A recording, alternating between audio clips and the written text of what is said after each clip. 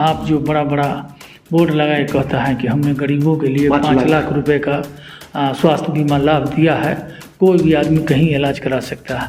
ये बिल्कुल सफ़ेद हाथी की तरह। प्रधानमंत्री आवास योजना में लोग पेपर लेके आए, अपने नाम की रसीद लेके आए, अपना आधार कार्ड लेके आए, अपना ज़मीन का पेपर लेके आए, लैंड पोजीशन लेके आए, जनगणना का कागज़ या राशन कार्ड लेके आए, तो ऐसे लोगों को आराम से सुविधा मिलेगी। और उसके लिए टाइम था, अभी 16 तारीख को ये टाइम ख़त्म हुआ, लेकिन सर्वर डाउन होने के कारण बहुत सारे लोग ऑनलाइन नहीं किए हैं। बढ़ सकता है वक्त, उस पर सजग रहें, सचेत रहें। प्रधानमंत्री जी का ख्वाब है कि मैं झोपड़ी हटा दूंगा, पूरे शहर में पक्के का मकान दूंगा। उस महत्वाकांक्षी योजना का लाभ अपने पेपर के द्वारा लोग उठा सकता है, उसमें डिप्टी मेयर और मेयर कुछ नहीं करता। बहुत सलाम दोस्तों, आप देख रहे हैं हिंदुस्तानी मीडिया। मैं आपके साथ शाहिद कामरान। हमारे साथ मधुबनी नगर निगम के डिप्टी मेयर अमानुल्लाह खान हैं।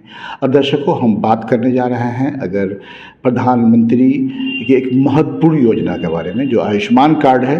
क्या आयुष्मान कार्ड का फ़ायदा उन सभी लोगों को मिल रहा है या नहीं जो ज़रूरतमंद है? इसी सिलसिले में हमारे साथ मौजूद हैं आज के मेहमान अमानुल्लाह खान साहब। सर, स्वागत है आपका। बहुत बहुत शुक्रिया हिंदुस्तानी मीडिया को। आपने जो अभी मुद्दा हमारे सामने रखा है आयुष्मान भारत के बारे में, तो ये तो बहुत ही महत्वाकांक्षी और अच्छी योजना है भारत सरकार की।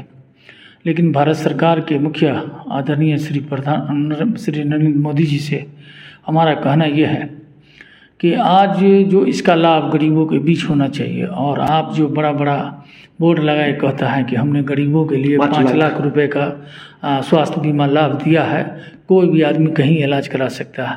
ये बिल्कुल सफ़ेद हाथी की तरह। वो इसलिए सफ़ेद हाथी की तरह है कि उसमें बीमारी चिन्हित है। लेकिन एक गरीब आदमी अगर 10,000 12,000 का इलाज है, हर पढ़ा लिखा आदमी, हर पैसे वाला आदमी साल में अपना हेल्थ चेकअप के लिए थोरो बॉडी चेकअप कराता है।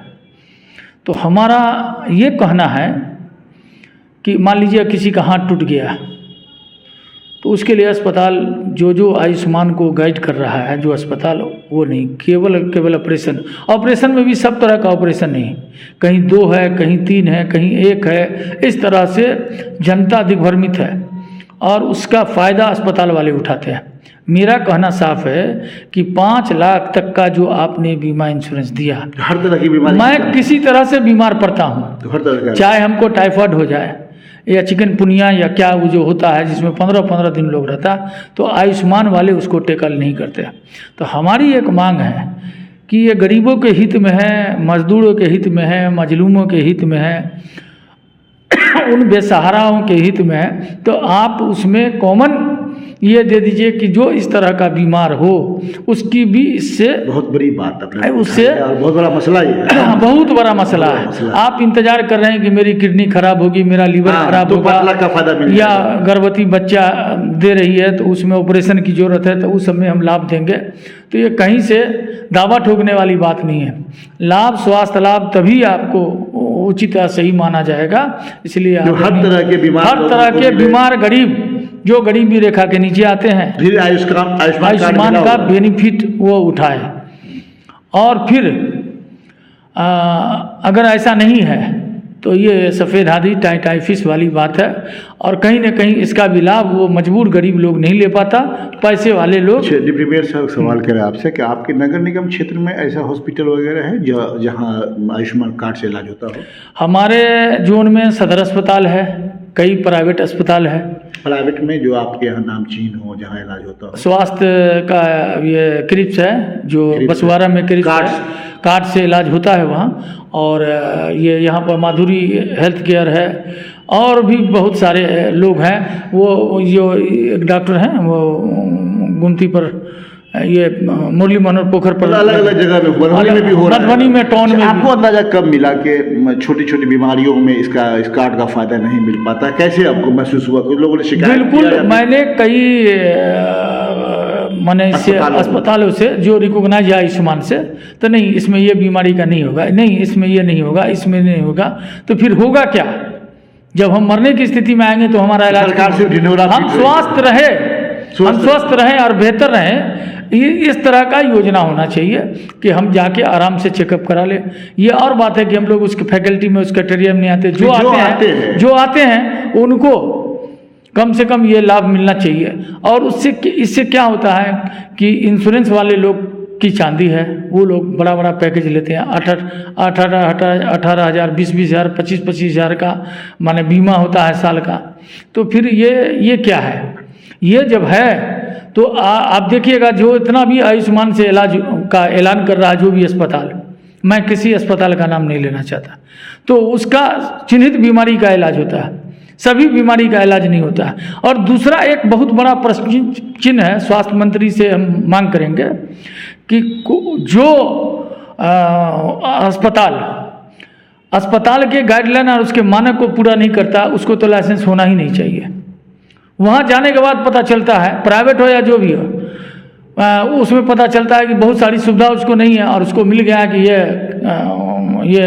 हॉस्पिटल है, बड़ा हॉस्पिटल है, ये सारी चीज़ है। तो ये सब लेन देन का खेल है। स्वास्थ्य के साथ मजाक नहीं होना चाहिए, ये खेल बंद होना चाहिए। ये कम से कम लूटमारी है, इसकी गहन जांच होनी चाहिए तमाम अस्पतालों का। और अभी तो छोटभैया लोग, जिसके पास ना अपना डॉक्टर है ना कुछ है, केवल अंडरस्टूड ग्रामीण में जो लोग स्वास्थ्य में घूम रहे हैं, कोई का काम कर रहे हैं, बस उन लोगों के थ्रू डिलीवरी से लेके हर वो बीमारी का इलाज के लिए ले आया जाता और वहाँ सुविधा नदारत होती है। ऐसे लोगों को चिन्हित करके उसके क्लिनिक में ताला लगना चाहिए, बंद कर देना चाहिए। बड़ी बात बताया डिप्टी मेयर ने। का कहना यह है कि आयुष्मान का जो सरकार की अच्छी योजना है, ये भी तारीफ कर रहे हैं और तारीफ कर होनी भी चाहिए। इनका कहना यह है कि ऐसे लोग जिन्हें आयुष्मान कार्ड दिया जाता है, क्या उनका इलाज किडनी खराब होने के बाद ही होगा?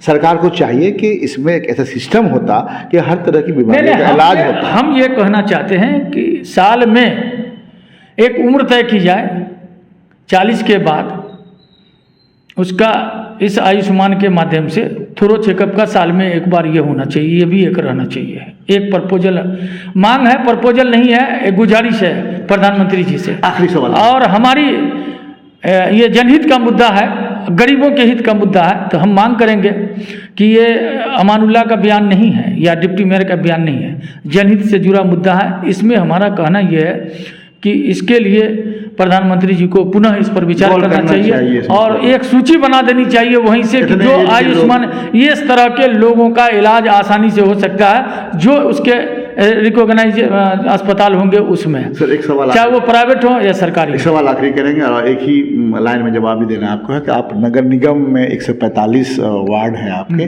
क्या नगर निगम में कोई ऐसी योजना नहीं है कि हर नगर निगम के हिस्से में, वार्ड में इस तरह की सुविधा हो जहां फर्स्ट एड दिया जा सके? नहीं, देखिए उसके लिए तो आराम से सदर अस्पताल ही या मॉडर्न सदर अस्पताल खुला हुआ है। वो पहली फुर्सत में वो शहर में ही है। पहली बात तो ये है। नंबर दो ये कि बहुत सारे सुविधा से लेस हॉस्पिटल यहाँ ऑलरेडी प्राइवेट भी है और मेडिकल भी खुला हुआ है। तो नगर निगम में ऐसा कुछ भी नहीं है? नगर निगम में ऐसा कुछ नहीं। नगर निगम में एक महत्वाकांक्षी योजना जो प्रधानमंत्री गुजरते प्रधानमंत्री से लेकर वर्तमान प्रधानमंत्री तक में यह बात है कि आवास योजना की हर घर को हम पक्का मकान देंगे। उसके लिए अब यहाँ एक मजबूरी क्या है कि पेपर है नहीं। पहले के पदाधिकारी क्या करते थे, खाता ना बही, जो हम कहें वही सही। अब ऐसा नहीं होता, कागज सही है। अब कागज चाहिए और कागज पूरा करने में ये निगम की जिम्मेदारी नहीं है, ये आपकी जिम्मेदारी है कि आपके दादा के नाम पेपर है, दादा भी गुजर गए, पिता भी गुजर गए, मालगुजारी उसी के नाम कट रही है।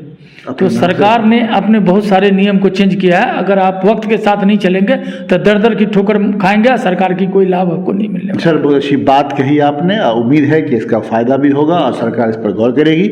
अगर आयुष्मान कार्ड की बात किया आपने, अगर जिस तरीके से आपने मुतालबा किया है, सरकार अगर सुनती है तो वाकई बहुत बड़ा फायदा। प्रधानमंत्री आवास योजना में लोग पेपर लेके आए, अपने नाम की रसीद लेके आए, अपना आधार कार्ड लेके आए, अपना ज़मीन का पेपर लेके आए, लैंड पोजीशन लेके आए, जनगणना का कागज़ या राशन कार्ड लेके आए, तो ऐसे लोगों को आराम से सुविधा मिलेगी। और उसके लिए टाइम था, अभी 16 तारीख को ये टाइम ख़त्म हुआ, लेकिन सर्वर डाउन होने के कारण बहुत सारे लोग ऑनलाइन नहीं किए हैं। बढ़ सकता है वक्त, उस पर सजग रहें, सचेत रहें। प्रधानमंत्री जी का ख्वाब है कि मैं झोपड़ी हटा दूंगा, पूरे शहर में पक्के का मकान दूंगा। उस महत्वाकांक्षी योजना का लाभ अपने पेपर के द्वारा लोग उठा सकता है। उसमें डिप्टी मेयर और मेयर कुछ नहीं करता। बहुत बहुत धन्यवाद आपका।